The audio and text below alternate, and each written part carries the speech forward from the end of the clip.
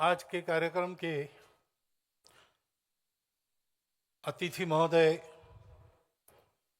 प्रसिद्ध कबीर गायक पद्मश्री कलराम जी, माननीय प्रांत संघचालक जी, माननीय विभाग संघचालक जी, उपस्थित सभी नागरिक सज्जन, माता भगिनी एवं आत्मीय स्वयंसेवक बंधु,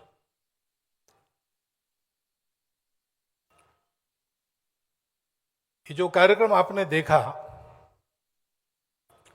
हमारे अतिथि महोदय ने भी कहा कि सतत इतना वादन, हाथ में कोई स्वरलिपि नहीं है, सब स्मृति में रखकर इतनी सारी रचनाएं बजाना, और वो भी इसमें से कोई भी संगीतानुरागी तो सब है, लेकिन संगीत साधक सब नहीं है। अपना अपना काम करते समय निकालकर इसका अभ्यास करके उन्होंने ये प्रस्तुति दी है।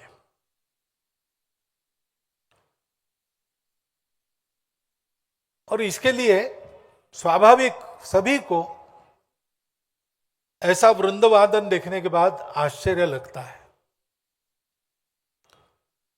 आश्चर्य दो बातों का होता है। एक तो ये जो परिश्रम है,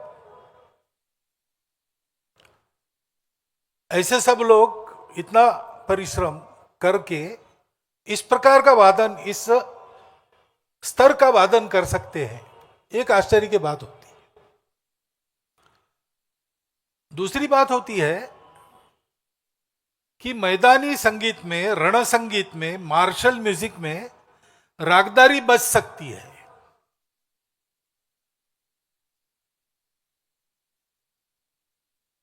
लेकिन ये दूसरी बात वैसे आश्चर्य की बात नहीं है। रण संगीत की परंपरा हमारी भी थी, लुप्त हो गई थी, वो फिर से प्रकट हो रही है। भगवत गीता में उल्लेख है, सघोषो धार्त राष्ट्राणाम हृदयानि व्यधारयत। जब पांडवों की ओर से सारे शंख बजाए गए तो कौरवों के हृदय विदीर्ण हो गए, और सशब्द तुर्मुलो भवत, ऐसा भी वर्णन है। यानी वाद्यों का वादन रणांगण के समय होता था। रणांगण के समय वैसा तो वादन होता ही है, लेकिन राग ताल में निबद्ध होता था कि नहीं होता था, यह संशोधन का विषय है।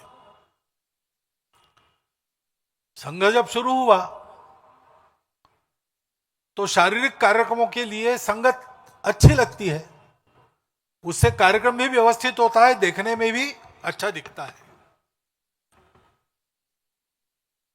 तो इसलिए बड़े परिश्रम पूर्वक देख देखकर कार्यकर्ताओं ने सीखा। उस समय अपने भारतीय परंपरा में कहीं पर इस प्रकार का वादन नहीं था,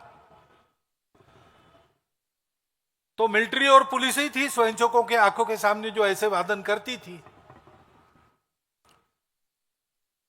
तो कामठी कैंटोनमेंट है नागपुर में, उसके परेड ग्राउंड के कंपाउंड के बाहर रहकर स्वरों को जानने वाले संगीतज्ञों को साथ लेके जाना, और वहां जो धुनें सुन रहे हैं उसके स्वर निकाल के लाना। एक बार में नहीं आते थे, 10-10 बार सुनना पड़ता था। ऐसा समय देकर परिश्रम करते हुए एक एक धुन प्राप्त कर ली। प्रशिक्षक भी इधर उधर से जहां से मिल सके, जिस प्रकार मिल सके, उनको लाया गया। संघ के पास धन नहीं था, स्वयंसेवकों के पास भी धन नहीं था, तो कहीं भोजन में गए, दक्षिणा मिल गई, उसी का उपयोग किया। भोजन में दक्षिणा ज्यादा मिले, इसलिए जिनको उस प्रकार की रूढ़ी में दक्षिणा नहीं दी जाती उनको भी जरा सजा सवार कर ले गए, तो ज्यादा दक्षिणा मिली, तो ज्यादा वाद्य खरीद सके। ऐसा सारा करके परिश्रम पूर्वक ये खड़ा हुआ। और फिर स्वयंसेवकों के मन में आया कि ये सारा हमको विदेशों से उधार लेना पड़ता है। संगीत तो देशी विदेशी नहीं होता, वो तो सार्वत्रिक है, वैश्विक है। परंतु उस संगीत का वहां जो किया गया है वो हमको देखना पड़ता है। हमारे यहां जो है उसके आधार पर इसकी रचना हम बना सकते हैं क्या? तो ध्वजारोपण ध्वज चढ़ रहा था तब आपने जो रचना सुनी रागेश्वरी राग में, वो रचना पहले बनी और बाद में संचलन के, व्यायाम योग के लिए अनुकूल ऐसी भारतीय संगीत के आधार पर रचना बनी, भारतीय तालों के आधार पर, और वादन शुरू हो गया और बढ़ते बढ़ते आज इस प्रकार हो गया है।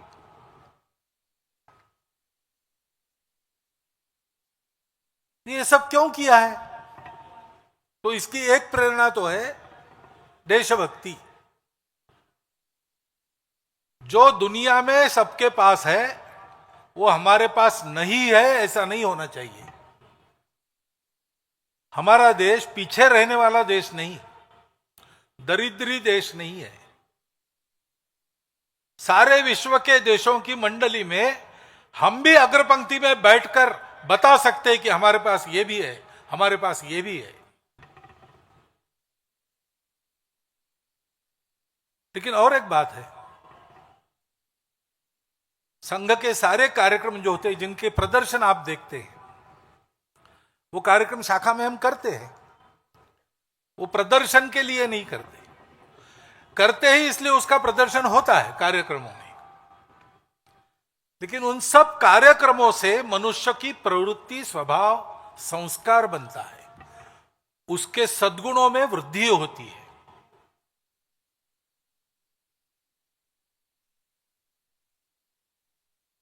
हम दंड सीखते हैं तो लाठी काठी का प्रदर्शन करने के लिए नहीं सीखते, या झगड़ा करने के लिए नहीं सीखते। सीख गए तो दोनों प्रसंग आ गए तो काम में आती है, प्रदर्शन में भी आती है, निदर्शन में भी आती है। लेकिन प्रदर्शन हमको उत्सव में करना ही पड़ता है, और झगड़ा बने तक हम करते नहीं। अब कोई आके हम पर गिर गया तो इलाज नहीं।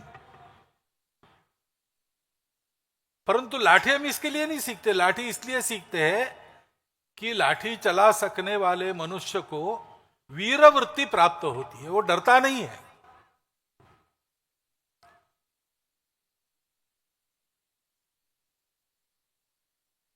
जो उपन्यास जिसमें वंदे मातरम है, आनंद मठ, उसने उस उपन्यास का नायक तो कुछ डाकुओं का हमला होता है, सशस्त्र भाला तलवार वगैरह लेके, और जिस परिवार पर हमला होता है उस परिवार में ये अतिथि का नाते एक रात के लिए ठहरा है, और फिर मुकाबला होता है। इसके हाथ में केवल लाठी रहती है, लेकिन शिक्षित है लाठी में, तो उस एक लाठी के आधार पर उस गुंडों की टोली को वो बाहर भगा देता है। उसके बाद वो एक वाक्य कहता है जो लिखा है उपन्यास में, बांग्ला में उपन्यास, ए लाठी तुम्हार दिन गे छे किंतु सुशिक्षित हाथे पड़िलो तुम्ही पारो ना एरम कोई काज नहीं, एरम क्यों काज नहीं। हे लाठी तुम्हारे दिन लद गए, परंतु सुशिक्षित हाथ में पड़ने के बाद तुम कर नहीं पाती ऐसा कोई काम नहीं। वो जो शिक्षण है संकटों में अड़िग रहने का, जिस व्रत को हमने ठान लिया है उस व्रत के पथ पर अविचल चलने का, उस व्रत के लिए आवश्यक धैर्य और सातत्य देने वाले कार्यक्रम है। ऐसे ये जो संगीत का कार्यक्रम है, घोष रण संगीत का कार्यक्रम, ये आया तो संगति के लिए, परंतु करते करते उसकी उपयोगिता भी ध्यान में आई। हम जानते हैं अपना भारतीय संगीत आनंद प्रकट करता है। विश्व भर में सब देशों में संगीत है जो आनंद प्रकट करता है, इसीलिए लोग गाते हैं। परंतु आनंद प्राप्त करने की पद्धति में अंतर है।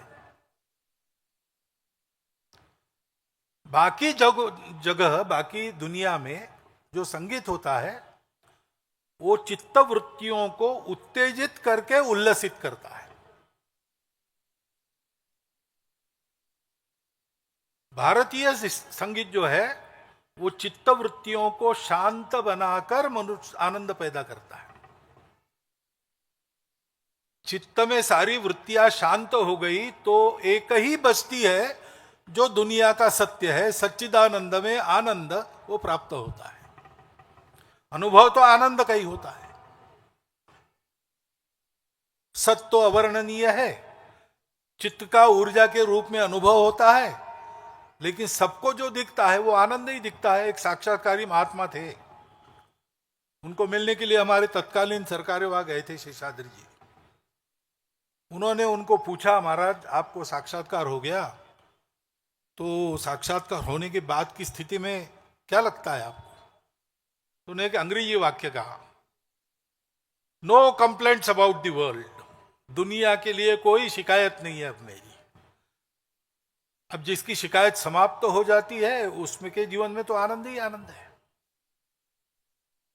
हमारा संगीत चित्त वृत्तियों को शांत बनाता है, जिससे रजस और तमस की बाधा से बचता हुआ सत्व को आलंबन बनाकर आदमी त्रिगुणातीत अवस्था की ओर बढ़ने लगता है। अब ये कठिन आध्यात्मिक भाषा हो गई, बहुत सरल भाषा में बताना है तो इधर उधर के आकर्षण खत्म होकर आदमी को अपने काम से आनंद पाने की और आनंद देने वाले सत्कर्म में ही लगने की प्रवृत्ति प्राप्त होती है।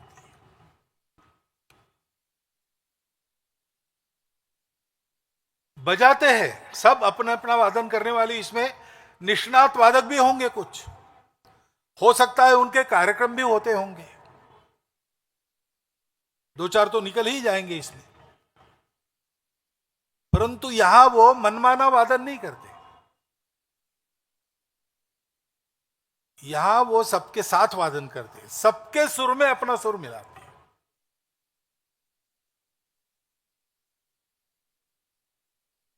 हर एक रचना के लिए एक ताल है, उस ताल में अपने आप को रखते हैं। बहुत ज्यादा यहां आलापी वगैरह नहीं कर सकते क्योंकि सबको मिलकर बजाना है। तो सब में एक होने के लिए व्यक्ति अपने आप को संयमित करता है और सबके साथ चल सकता है, चलता है। सामने एक प्रमुख है, उसके हाथ में दंड है, अच्छी रचना बजी तो मन करता है फिर से एक बार, सुनने वालों का भी करता है, बजाने वालों का भी करता है। परंतु यहां पर वो दंड ऊपर से नीचे आया कि आवाज बंद। सब कुछ एक अनुशासन में है, सब कुछ एक संहति में बद्ध है, क्योंकि भारतीय संगीत का आधार ही है सुर और ताल का मेलन होता है, और स्वर उनको कहते हैं जो रंजक नाद है। ध्वनि अनेक प्रकार की है, उसमें जो कर्णमधुर होती है उसको नाद कहते हैं, और उसमें भी कर्ण से अंदर लेकर मुख से बाहर कर सकते हैं, और बाहर सुनाई देने पर भी आनंद ही होता है। ऐसे रंजक ध्वनि को, रंजक नादों को स्वर कहते हैं।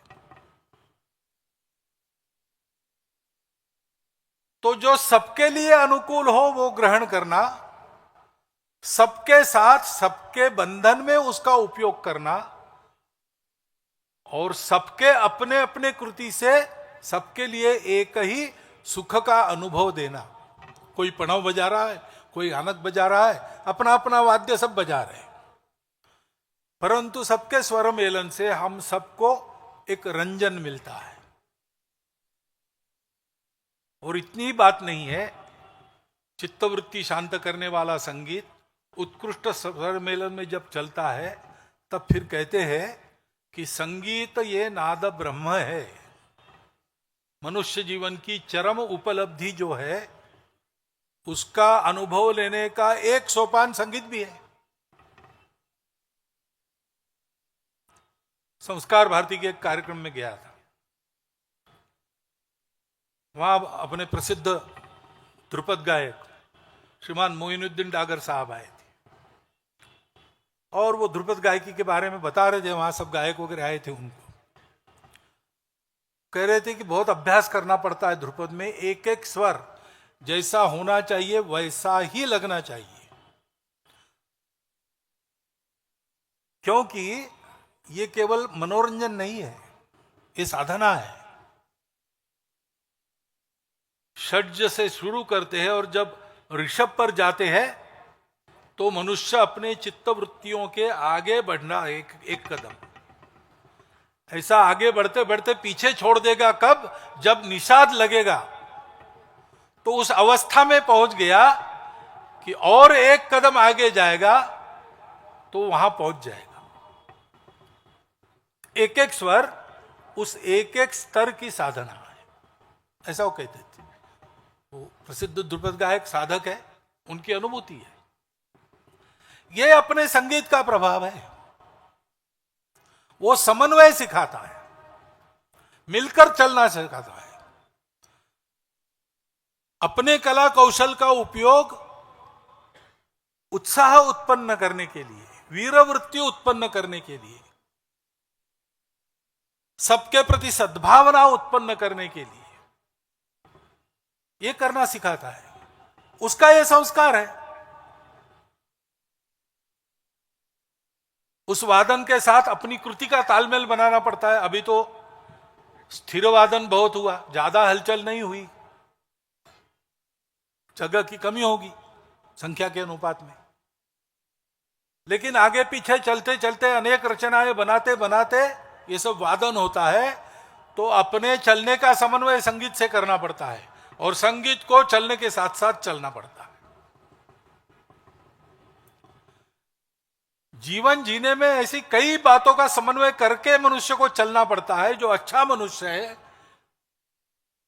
वो कुशल जीवन विद्या जानने वाला होने के कारण ये सब कर लेता है। उस कुशल जीवन विद्या की शिक्षा देने वाला संस्कार इन कार्यक्रमों से मिलता है। और महत्व की बात है कि ये सब अनुशासन ये लोग पालन करते हैं। इसका कारण क्या है? आज मैं सुबह इनके साथ बैठा था, मैंने इनको पूछा कि आप वादन क्यों करते हैं, बताओ। तो बजा रहे तो वादन में रुचि तो सबको है और अपनी वादन में रुचि है, इसलिए भी कुछ लोगों को घोष वादन का काम दिया है। परंतु बहुत सारे लोग ऐसे थे जो कहते थे कि हमको संघ ने बताया बजाओ, इसलिए हम बजा रहे। कुछ लोगों ने बताया कि संघ के काम में और हमारे यहाँ ये घोष दल नहीं है, ये कमी हमको खलती थी, इसलिए हमने सीखा और हमने अपना घोष दल खड़ा किया। अपने लिए नहीं वादन कर रहे, संघ का काम अच्छा हो इसलिए कर रहे। संघ की योजना में यह आवश्यक है मेरे द्वारा होना, इसलिए कर रहे। कला एक ऐसा प्रांत है कि कलाकार जब कला सिद्ध हो जाता है तो जैसे अध्यात्म में संभावना रहती है वैसे वहां भी संभावना रहती है कि अपने कला कौशल का अहंकार उत्पन्न हो जाए, उसको टाल के उसको चलना पड़ता है। यहां तो प्रारंभ में ही मैं मेरे लिए बजा ही नहीं रहा हूं, इसमें मेरा कुछ नहीं है, संघ ने बताया कर रहा हूं। संघ जिस दिन कहेगा चुप, उस दिन चुप हो जाओ। यह भी क्यों है कि इसीलिए है कि इन सब की अनुभूति है और इसलिए श्रद्धा है कि संघ का काम होने से देश परम वैभव संपन्न बनेगा। केवल वैभव संपन्न नहीं बनेगा, वैभव के वर्णन में क्या क्या होता है। गीता का अंतिम श्लोक है, यत्र योगेश्वर कृष्ण यत्र पार्थो धनुर्धरा तत्र श्री विजयो भूति ध्रुवानीति। श्री में सब आता है। वैभव की बात जो हम करते हैं, धान्यम धनम पशुम बहुपुत्र लाभम शत संवत्सरम दीर्घम आयु, ऐसा पूरे देश का होना, लेकिन उसके साथ न क्रोधो न च मात्सर्यो न लोभो न अशुभामति, ऐसा भी सबका होना। इन सबका नाम है श्री। श्री सूक्त में ये सब है। और विजय होता है, दुरित को नष्ट करते हैं, सुचरित को बढ़ाते हैं। हमको जीतने वाला कोई नहीं रह जाता, हम किसी को जीतने नहीं जाते, हम सबकी विजय करवाते हैं। इस प्रकार की धर्म विजय है, वो विजय है। भूति, जो मैंने कहा कि जो जो आवश्यक है वो सब यहां होता है। रण संगीत हमारे यहां नहीं था ऐसा आप कोई नहीं कह सकता। रण संगीत हमारे यहां है। भारतीय संगीत में एक बंद पड़ा दालन फिर से खुल गया है, ये भूति है। लेकिन ध्रुवा नीति कभी भी इन सबके प्रभाव से भी न ढलने वाली नीति, वो खड़ी होती है। ऐसा भारत खड़ा करना है। ऐसा भारत संघ के कार्य से ही खड़ा होगा। और इसलिए संघ कार्य में जो जो करना आवश्यक है वो मैं करूंगा, यह संकल्प है। तेरा वैभव अमर रहे मां, हम दिन चार रहे न रहे। सबके मूल में यह वृत्ति है। आपने प्रदर्शन देखा, ये प्रदर्शन तो और भी लोग कर सकते हैं, लेकिन इसके पीछे वृत्ति चाहिए।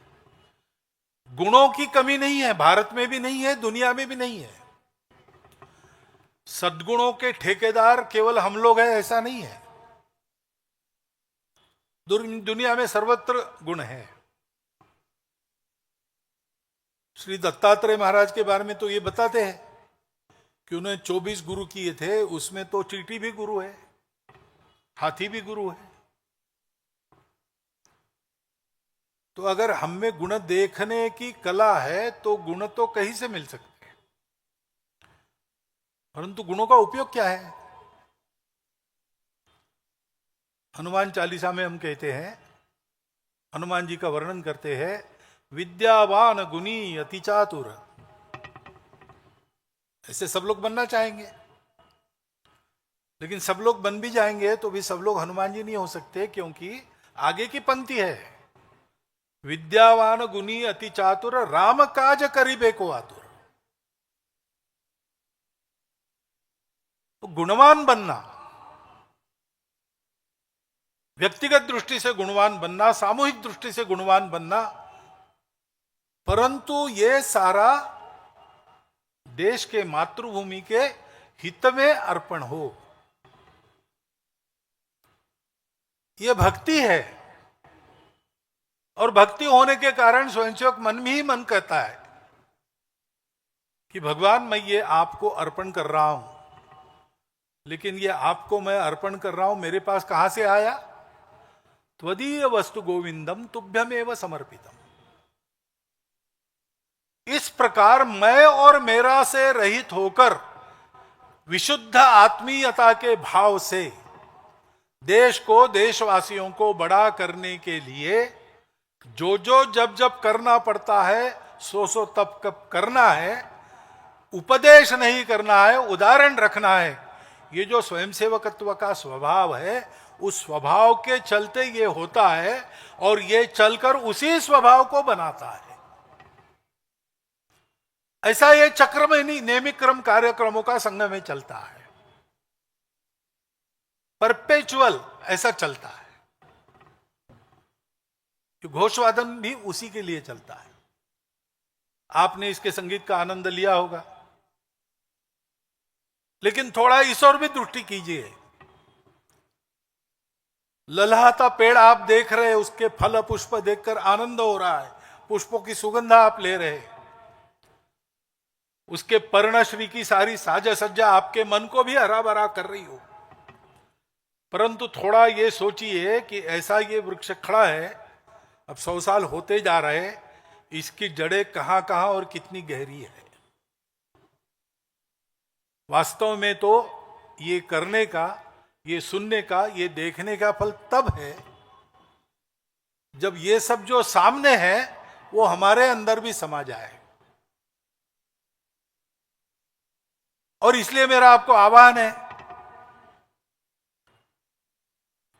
हमारे स्वयंसेवकी जो प्रयास कर रहे उसमें आपका अनुमोदन रहता है, आपकी सदाशय भरी शुभेच्छाओं के कारण हमारा उत्साह भी बढ़ता है।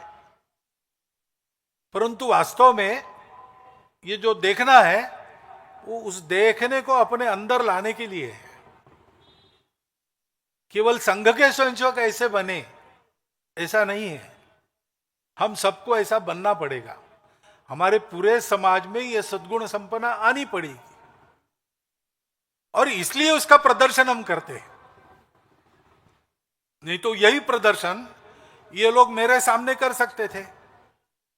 भारतवर्ष में संघ की इस विधात के 25, 30, 40 वरिष्ठ जानकार लोग हैं, उनके सामने कर सकते थे और इन्होंने किया, कैसे किया, क्या कमी रही, क्या अच्छा हुआ, ये सब हम उनको बता सकते थे। लेकिन आपके सामने इसको करने का कारण क्या है? लगे हाथ आपको कुछ अच्छा दिखाने सुनाने का अवसर मिलता है, ये तो है ही, लेकिन मुख्य बात वो नहीं है। मुख्य बात यह है कि ये ऐसा करने से ऐसा होता है, ये आपके समझ में आए और आप लोग भी राष्ट्र के नवनिर्माण के इस महाअभियान में इसके कार्यकर्ता बनकर लगे। इसलिए आपके सामने ये प्रदर्शन हुआ है। जिस प्रकार की मेहनत इन लोगों को करनी पड़ी है वो बहुत प्रचंड मेहनत है और समय भी कम मिला है। 8 महीने कोई समय नहीं होता है संगीत की साधना में, परंतु फिर भी एक सुंदर प्रदर्शन आपके सामने उन्होंने किया, तो आनंद तो उनको होगा कि हमारा प्रदर्शन अच्छा हुआ, लोगों ने अच्छा कहा। लेकिन अगर ये सुनेंगे कि उस कार्यक्रम के बाद इतने सारे जो लोग आए थे देखने में, उतने बहुत सारे लोग आकर संघ में पूछने लगे कि कहाँ जाना है, शाखा कहाँ लगती है, कोई काम है हमारे लिए, हिंदू समाज के इतने स्वयंसेवक जो सारा कर रहे हैं उसमें हमारी कहीं जगह है, हमारे लिए कुछ है, ऐसा पूछने लगे। ये अगर पता चला तो इनकी ये जो तपस्या है, ये तपस्या ये लोग और द्विगुणित उत्साह से करने लगेंगे। और इसलिए मेरा आह्वान है कि ये कार्यक्रम देखने के बाद सोचिए इसके बारे में, इसका आनंद भी लिया ही है, लेते रहिए, स्मरण करते रहिए, परंतु ये सोचिए कि इसकी जड़ कहाँ है और उस जड़ तक आप भी पहुंचिए। तो हमको तो आनंद होगा ही, हमको एक अच्छे जीवन का लाभ होगा, लेकिन हमारे देश का जीवन अच्छा बनेगा जिस अच्छे जीवन के कारण, भारतवर्ष के परम वैभव संपन्न होने के कारण सारी दुनिया एक नया सुख शांति भरा युग देखेगी। वो मंगल क्षण हमारे करने से आने वाले समय में शीघ्र ही हम प्रत्यक्ष कर सके, इस प्रकार की एक इच्छा भी व्यक्त करता हूं। आप कर सकें ऐसी आप सबको, मैं भी आप में हूं ही, उसमें शुभकामना देता हूं और धन्यवाद देता हुआ मेरे 4 शब्द समाप्त करता हूं।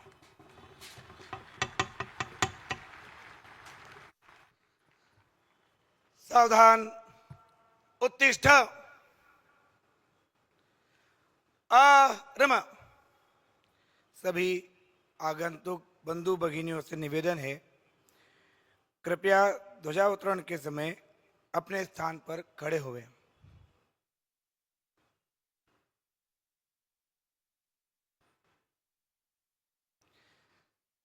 संघ दक्ष, तुझे प्रणाम।